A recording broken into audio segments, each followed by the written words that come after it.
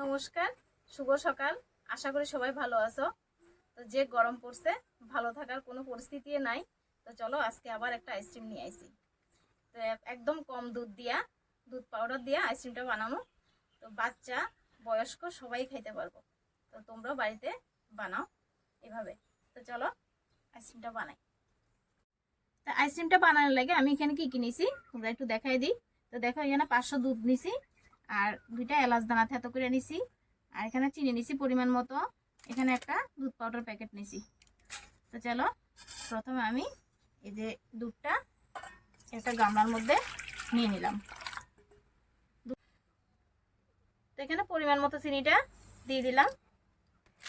1 packet গুঁড়া দুধও দিয়ে দিলাম।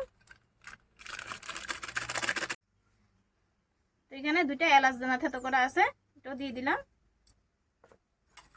তো ভালোভাবে দুধটারে মিলাই নিব সবগুলো উপকরণ দিয়ে।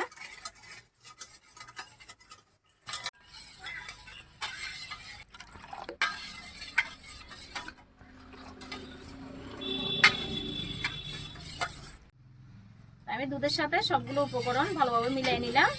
এখন বসাই নেব। তো দেখো আমি এরকম গ্লাসের মধ্যে বসাইতেছি। তোমরা বাজারে আইসক্রিমের ট্রে কিনতে পাওয়া যায়, তোমরা আইসক্রিমের ট্রের মধ্যে বসাইতে পারো। আর দেখো এই যে দুধটা কিন্তু দুধ পাউডার চিনি সবগুলো একসাথে দিয়ে জাল করেও আইসক্রিমটা বসানো যায়। তা আমি কিন্তু আগে থেকে দুধটা জাল করে রাখছিলাম, তারপরে আইসক্রিমটা এখানে করতেছি। আর দুধটা যতই জাল হইব অতই কিন্তু আইসক্রিমটা টেস্ট হইব।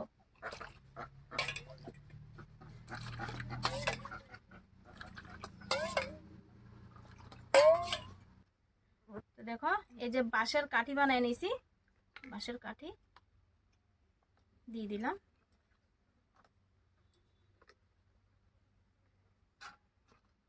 চলো ডিপ ফ্রিজে রাখা দেবো, আর পরের দিন সকালে তোমরা আবার বাইর করে দেখাইতেছি। হ্যাঁ, তো বন্ধুরা পরের দিন সকালবেলা আইসক্রিম বইয়া গেছে গা, উঠে এলে একদম পুষ্কুনি পাড়ায় পড়ছি। আর এরকম খোলা জায়গাতে বইয়া খাওয়ার মজাটাই আলাদা। তো এখন কিন্তু সকালবেলা। তো চলো আইসক্রিমটা দেখো তোমরা কেমন হয়েছে।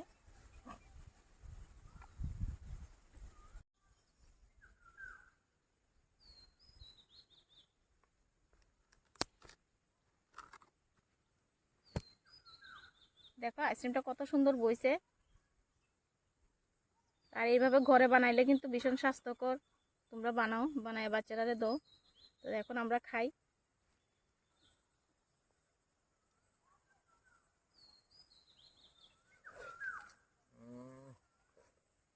সেরা হয়েছে সেরা।